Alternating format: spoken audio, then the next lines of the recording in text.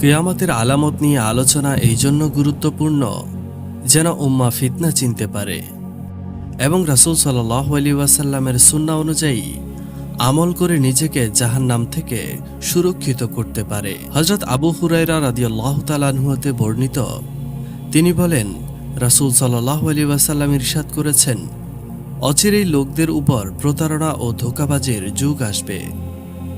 তখন মিথ্যাবাদীকে সত্যবাদী গণ্য করা হবে, আমানতের খেয়ানতকারীকে আমানতদার আর আমানতদারকে খেয়ানতকারী হিসেবে গণ্য করা হবে এবং রুয়াইবিয়া হবে বক্তা। জিজ্ঞেস করা হলো, রুয়াইবিয়া অর্থ কি? তিনি বলেন, নীচ প্রকৃতির লোক, সেই জনগণের হত্যাকর্তা হবে। একটু মিলিয়ে দেখুন, বর্তমান মিডিয়াগুলো দিনদার আলেমদের মিথ্যাবাদী অপরাধী হিসেবে প্রচার করে আর প্রকৃত অপরাধীকে সত্যবাদী নেককার বলে প্রচার করে। আর জনগণের প্রতিনিধি কারা? নীচ প্রকৃতির লোকেরা। তারাই যে কোনো বিষয়ে বিভ্রান্ত ও অযৌক্তিক বক্তব্য দিয়ে যাচ্ছে। রাসূল সাল্লাল্লাহু আলাইহি ওয়াসাল্লাম বলেছেন, হে কাব, তুমি নির্বোধ আমির থেকে আল্লাহর আশ্রয় চেও। তিনি জিজ্ঞেস করলেন, নির্বোধ আমিরকে? রাসূল সাল্লাল্লাহু আলাইহি ওয়াসাল্লাম বলেছেন, এমন সব আমির যারা আমার পরে আসবে। তারা না আমার দেখানো পথে চলবে, না আমার আদর্শ মাফিক রীতিনীতি চালু করবে। কাজেই যেই ব্যক্তি তাদের মিথ্যাকে সত্যায়ন করবে এবং তাদের জুলুম অন্যায় অবিচারের সহায়তা করবে, ওরা আমার কেউ নয়, আমিও তাদের কেউ নই। কিয়ামতের দিন আমার হাউজে কাউসারের নিকট তারা আসতে পারবে না। আর যে ব্যক্তি তাদের মিথ্যাকে সত্যায়ন করবে না এবং তাদের জুলুম অন্যায় অবিচারের সহায়তা করবে না, ওরা আমার, আমিও তাদের।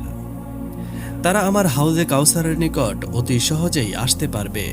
আরও বর্ণিত আছে, হযরত আবু হুরায়রা রাদিয়াল্লাহু তাআলা আনহু-এর সূত্রে বর্ণিত হয়েছে, রাসূল সাল্লাল্লাহু আলাইহি ওয়াসাল্লাম ইরশাদ করেছেন, শেষ জামানায় জালিম ও অন্যায় অবিচারক শাসকদের আগমন ঘটবে।